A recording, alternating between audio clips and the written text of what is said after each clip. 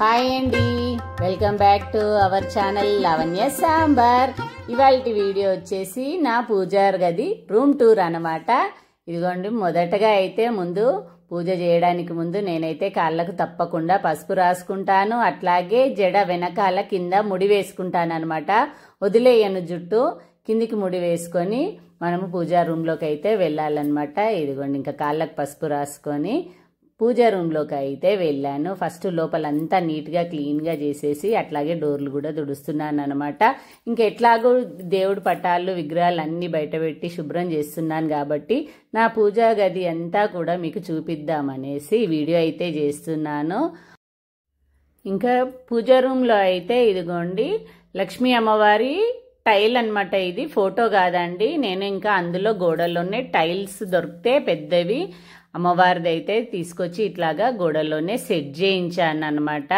First అయితే రాముల వారి పట్టాభిషేకంది పెడదాం అనుకున్నాను, కానీ ఎందుకో అమ్మవారే అనుకోకుండా వచ్చేసారు. ఇంక ఇక్కడ ఈ బార్డర్ అయితే ఓము స్వస్తిక్తోని ఇట్లాగా గోల్డ్ది సపరేట్గా నేను ఇది సెలెక్ట్ చేసుకున్నాను. వైట్వి మొత్తం వైట్ కాకుండా మధ్యలో ఇలా బార్డర్ లాగా.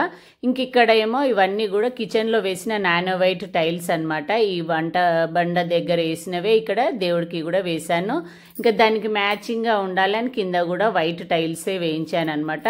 టోటల్గా కిచెన్లోను దేవుని రూమ్లోను మొత్తం ఫుల్గా వైటే వేయించాను అనమాట. కాకపోతే కొంచెం క్లీనింగ్ ఇబ్బంది అవుతుంది, కానీ ఇంకా వైట్ కావాలని అయితే నేను వేయించుకున్నాను. ఇట్లాగా పైన కొంచెం నల్లగా అవుతుంది అనమాట. టైల్స్ అయితే తుడిస్తే ఈజీగానే వెళ్ళిపోతున్నాయి. కానీ ఇంకా ఈ డోర్స్ కూడా కంప్లీట్గా టేక్ డోర్సే. ఇవి కూడా నేను సెలెక్ట్ చేసుకున్నాను. ఇదిగోండి, ఇక్కడ రాధమ్మ, ఇక్కడ కృష్ణయ్య, అలాగే ఇక్కడ స్వస్తిక్ ఓము, ఇక్కడ కలశం ఇలాగ కిందికి కలశం రావాలి, అలాగే కిందికి ఇట్లాగ లోటస్ రావాలి, మొత్తం పైన శంకు చక్రాలు ఇలాగ ఉండాలని ఇవన్నీ కూడా నేను డిజైన్ గీసి మా వారికి ఇస్తే నాకు ఇట్లాగైతే డోర్లు సెట్ చేసి ఇచ్చారనమాట. ఇంకా కడపకి ముగ్గులు, దేవుడి డోర్ ముందర కూడా ముగ్గులు, ఇవన్నీ కూడా ఇట్లాగా సెట్ చేసుకున్నాను అనమాట నేను. ఇంక ఇదండి కంప్లీట్గా పూజ గదిలో నేను వేయించుకున్న టైల్స్ ఇవి అనమాట. ఇంకా దేవుడి విగ్రహాలు అయితే అన్నీ ఇక్కడ శుభ్రం చేసి ఇక్కడ పెట్టాను. పటాలను అన్నీ కూడా మొత్తం తుడిచి కొంచెం గాలి ఆరిన తర్వాత మెల్లగా బొట్లు పెడదామనేసి అయితే పూజ రూమ్ అంతా తుడిచి రెడీగా పెట్టాను అనమాట. ఇంకా పంచపాలు కూడా ఎప్పుడు విగ్రహాలను శుభ్రం చేసినా పంచపాలు కూడా శుభ్రం చేసి కొత్తగా ఫ్రెష్గా కుంకుమ, పసుపు, గంధం, విభూది అన్నీ వేసి పెడతానమాట. ఇంకా ఇదిగోండి, ఇదైతే కూరాడు చెంబు. దేవుళ్ళని కడిగినప్పుడల్లా కూడా కూరాడు చెంబు కూడా మంచిగా పూదిచ్చి శుభ్రం చేసుకొని మంచిగా పూదిచ్చి గంధం, కుంకుమ, పసుపు బొట్లు పెడతానమాట. ఇంక ఇది ఎవరి ఇంటి ఆనవాయితీని బట్టి వాళ్ళకు ఉంటుంది అనమాట. ఇంకా మాకైతే కూరాడు చెంబు ఇట్లాగా ఉంటుంది. బొట్లతో మంచిగా పూదిచ్చిన తర్వాత ఇందులో పసుపు, కుంకుమ, గంధం, అలాగే కొంచెం పచ్చకర్పూరం అయితే నేను వేస్తానమాట. అట్లాగే దేవుళ్ళకు పెట్టే బొట్లలో కూడా కుంకుమలో, గంధంలో, అట్లాగే పసుపు, విభూదిలో కూడా నేను పచ్చకర్పూరం అనేది వేసి పటాలకు కానీ విగ్రహాలకు కానీ బొట్లు అయితే పెడతానమాట. ఇంకా ఇదైతే మొట్టమొదటిగా ఫస్ట్ కూరాడు చెంబునైతే దేవుడి రూమ్లోకి, అదే అండి పూజా రూమ్లోకి అయితే పూజా మందిరంలోకి అయితే తీసుకువెళ్తున్నాను. ఇంకా ఫస్ట్ పైన లక్ష్మీ అమ్మవారికి బొట్టు పెట్టి అలంకరించిన తర్వాత కూరాడు లోపల పెట్టేసి తర్వాత ఇంకా విగ్రహాలన్నీ కూడా పటాలన్నీ కూడా కుంకుమ బొట్లతోనైతే నేను అలంకరిస్తానమాట. ఇంకా ఈ ఆసనాలు అయితే నేను మీషోలో తెప్పించుకున్నానండి. ఇదిగోండి, 50 రూపాయల కోటి పడినాయి ఒక్కొక్కటి. ఇంకా విగ్రహాలను డైరెక్ట్గా కింద పెట్టకుండా చాలామంది బండపైన పెడుతూ ఉంటారు. అట్లా అయితే అస్సలు పెట్టకూడదండి. కింద ఒక క్లాత్ కానీ పేపర్ కానీ వేసి పెట్టాలి, లేకపోతే ఇట్లాగా ఆసనాల పైన అయినా సరే ఇట్లా పెట్టాలన్నమాట. ఇంకా నేను అన్ని విగ్రహాలకు ఇట్లాగా ఆసనాలు అయితే సెట్ చేసుకున్నానండి. ఇంకా ఈ శివయ్య అయితే మీ అందరికీ తెలుసు, కుంభమేళాకి వెళ్ళినప్పుడు మా మరిది నర్మదా నది తీరం నుండి తీసుకొచ్చారనమాట. ఇంకా ఈ శివయ్యకు చూడండి నా అడ్డం బొట్లు పెట్టినట్టుగానే ఉన్నాయన్నమాట. నందీశ్వరుడు సాంబడు కూడా చాలా బాగున్నాడు. వినాయక నీ మూర్తికి మా మొదటి ప్రణామం, వినాయక నీ మూర్తికి మా మొదటి ప్రణామం. ఇంకా మొట్టమొదటగా వినాయక స్వామి వారికి అయితే బొట్లతో అలంకరించి ఇంకా అన్ని ఫోటోలకు పటాలకు కూడా గంధం బొట్లు కుంకుమ బొట్లు అలంకరించాను. నాకు నిండుగా ఇట్లాగా గంధము కుంకుమ బొట్లు అలంకరిస్తే చాలా ఇష్టం అండి. అందులో స్వామివార్లు అమ్మవార్లు కూడా అలంకరణ ప్రియులు. మనం ఎంత బాగా అలంకరణ చేస్తే వాళ్ళు కూడా అంతగా తృప్తి చెందుతారనమాట. ఇంకా ఈ గంధం బొట్లు అయితే అసలు నాకు ఎవ్వరు పెట్టినా ఇంకా అంత తృప్తిగా అనిపించదు అనమాట. అవన్నీ కూడా నేను కూర్చొని మంచిగా నిమ్మలంగా అన్నీ కూడా అలంకరణ అనేది మంచిగా చేస్తాను అనమాట. ఇంకా ఇదిగోండి అన్ని విగ్రహాలకు కూడా గంధము కుంకుమ బొట్లు మంచిగా అలంకరిస్తే నిండుగా కనిపిస్తారు. మనం ఇట్లా ఒకసారి చేసి పెట్టుకుంటే నెల రోజుల వరకు కూడా విగ్రహాలు కూడా తలతలలాడతాయి. కుంకుమ బొట్లు కూడా చెక్కు చెదరకుండా మంచిగా ఉంటాయి అన్నమాట. ఇదిగోండి ఇంకా తొలి ఏకాదశి ముందు రోజు అయితే నేను ఈ విధంగా పూజ అయితే జరుపుకున్నాను అనమాట. ఇదిగోండి అమ్మవారికి గంధం కూడా నేను ఇట్లాగా పెడతానమాట.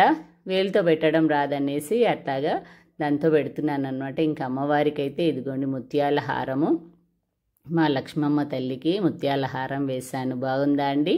ఇంకా అన్ని విగ్రహాలకి అట్లాగే లక్ష్మీ అమ్మవారి పక్కన ఉండే 2 ఏనుగులకి కూడా గంధం బొట్లు కుంకుమ బొట్లతో అలంకరించాను. తర్వాత ఇదిగోండి మా శివయ్యనైతే ఇవాళ అర్ధనారీశ్వరుడిగా అలంకరణ చేస్తున్నాను నేను. ఒకవైపు ఏమో శివయ్య, మరొక వైపు ఏమో అమ్మవారు అన్నమాట. శివయ్యకేమో విభూతితో అలంకరణ చేశాను, అమ్మవారికేమో పసుపుతో అలంకరణ చేశాను. తర్వాత ఇద్దరికి కలిపి అర్ధనారీశ్వరులకు గంధం బొట్టు పెట్టి తర్వాత కుంకుమ బొట్టు పెట్టానన్నమాట. బాగుందా అండి మా శివయ్య అలంకరణ? ఈరోజైతే మా శివయ్య అర్ధనారీశ్వరుడిగా కొలువై ఉన్నాడు మా ఇంట్లో. ఇంకా పచ్చ పువ్వు అయితే ఒకటి అలంకరణగా అలా పెట్టానన్నమాట.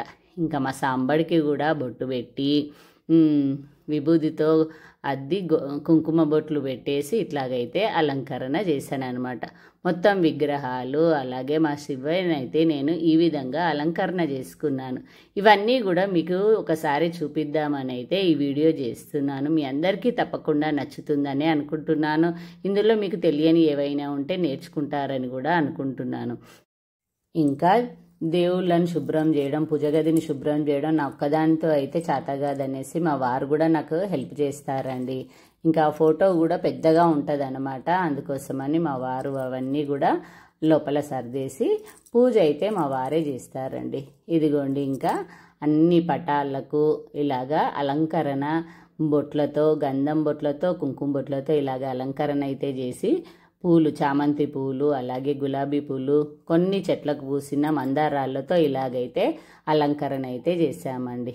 ఇదిగోండి శివయ్యకు ధూపదీపములతో పూజ అయితే జరుగుతుంది. ప్రతిరోజు పూజ అయితే మా వారే చేస్తారు. ఇంకా నేనైతే ఇదిగోండి ఇక్కడ ఈశాన్య మూలలో శ్రీశైలం శివయ్య అట్లాగే సాక్షి గణపతి భ్రమరాంబికాదేవి అయితే కొలువై ఉన్నారు. అట్లాగే బయట ఇది మొన్న తిరుపతిలో తీసుకున్నానండి వట్టివేరు వినాయకుడు, నరదృష్టి తగలకుండా ఉంటుందనేసి అలాగా డోర్ పక్కన అయితే పెట్టానన్నమాట. ఇంకా తులసమ్మకు పూజించి మంచిగా పసుపు రాసి కుంకుమ బొట్లు అద్దేసి అట్లాగే అగరబత్తి అయితే వెలిగించానండి. దీపం అక్కడ గాలి చాలా వస్తుందండి. ఏ దీపం వెలిగించినా కూడా గాలికి ఉండట్లేదు, పైగా కింద పడిపోతూ ఉన్నాయి అనేసి ఇంకా ధూపం అయితే వెలిగిస్తున్నాను అనమాట. ఇంకా ఇదండి ఇవాల్టి నా పూజ విధానము. అట్లాగే నా పూజా రూమ్ టూర్ అనుకోండి, ఇంకా మీరు ఎలా అనుకున్నా పర్లేదు. ఈ విధంగా అయితే నేను దేవుళ్ళని శుభ్రం చేసినప్పుడైతే ఈ విధంగా నేనైతే పూజ అయితే చేస్తానన్నమాట. ఓకే అండి, వాళ్ళకైతే ఇదే అండి వీడియో. నా పూజా రూమ్ టూర్ మీ అందరికీ తప్పకుండా నచ్చుతుందనే అనుకుంటున్నాను. ఇలాంటి మంచి మంచి వీడియోస్, మంచి మంచి కుకింగ్ రెసిపీస్, మంచి మంచి న్యాచురల్ వ్లాగ్స్తో ఎప్పుడు మీ ముందుకు వస్తూనే ఉంటాను. నా వీడియోస్ అన్నీ కూడా ఫుల్ వీడియోస్ వాచ్ చేయండి, ఎక్కడ స్కిప్ చేయకుండా.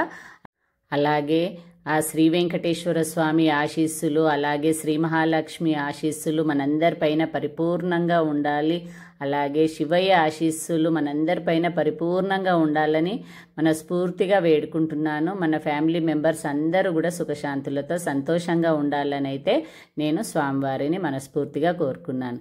ఓకే అండి, వాళ్ళకైతే ఇదే అండి వీడియో. మరొక మంచి వీడియోతో మళ్ళీ కలుస్తాను. అప్పటి వరకు ఉంటానండి. మీ లావణ్య సాంబార్.